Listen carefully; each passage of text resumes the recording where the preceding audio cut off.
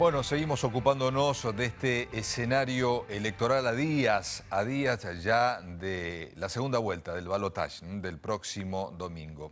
Bueno, días y horas cruciales, supongo que también así lo debe percibir el licenciado Maximiliano Aguiar, que es politólogo, y ahora mismo lo saludo, lo tenemos en nuestro Zoom. Licenciado, ¿cómo le va? Buenas noches. Carlos Gómez lo saluda desde Santiago del Estero. ¿Cómo está? ¿Qué tal, Carlos? Buenas noches, ¿cómo está? Muy bien, bueno, gracias por su tiempo. ¿Qué es lo que está observando ya en esta semana clave, intensa, que vivimos en el país? Bueno, estamos viviendo los últimos momentos de una larguísima campaña electoral y enormemente desgastante, en la cual se han enfrentado diversos actores durante un largo tiempo con una ciudadanía desgastada y se están jugando las últimas cartas, digamos, para definir el próximo domingo quién es el nuevo presidente de la Argentina desde el 10 de diciembre.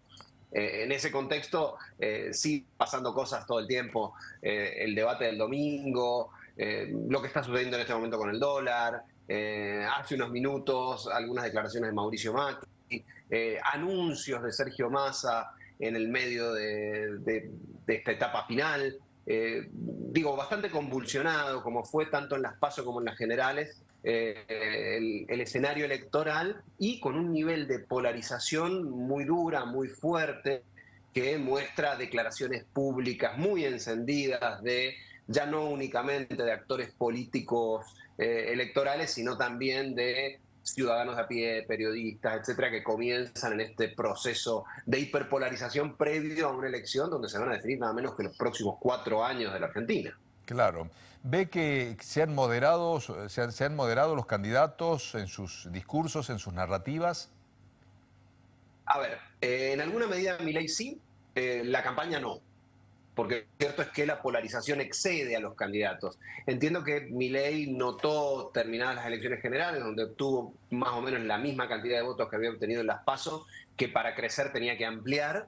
En ese contexto abrió estratégicamente, digamos, un espacio para Juntos por el Cambio, para una parte de Juntos por el Cambio, la parte más asociada quizás a Macri y a Patricia Bullrich, e intentó en esta etapa bajar un poco el nivel de agresividad que podían algunos percibir en su campaña, hacer una campaña bastante más suave, más soft, justamente para evitar lo que se estaba tratando de generar del otro lado, que es una especie de temor respecto a lo que podría suceder si Milei llega a ser presidente. Creo que en ese contexto hubo una modificación estratégica de la campaña de Milei y en esta etapa la campaña más agresiva claramente ha sido la campaña de Massa, la campaña oficial, digamos, de Massa, con un proceso, como digo, de trabajo sobre la figura de Milei, subrayando algunos atributos que tendría el libertario, que serían contrastantes con los de Massa, falta de preparación y una serie de cuestiones, que ha venido trabajando esa campaña puntualmente. Del otro lado,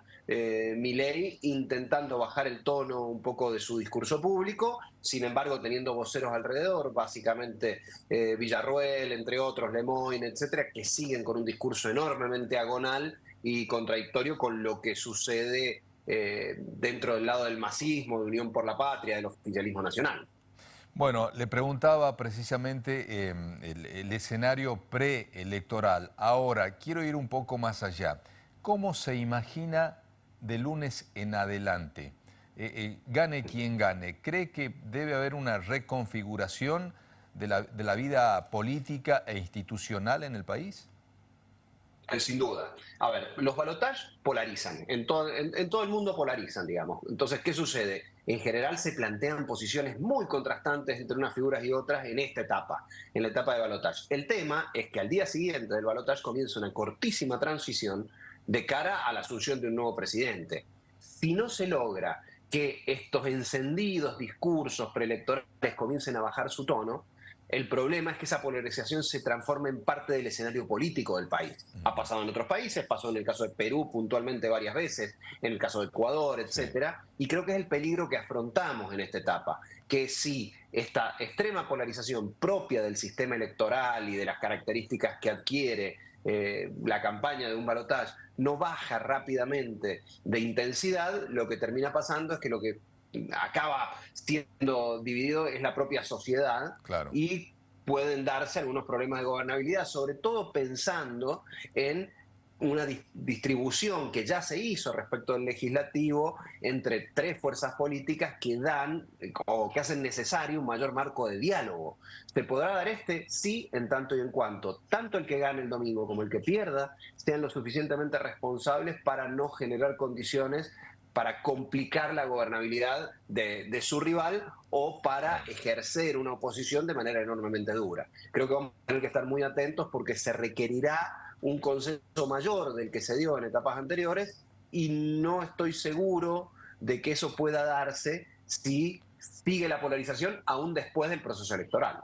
Claro, bueno, aparecen dos conceptos, legitimidad de poder y gobernabilidad, que es lo que acaba de mencionar usted.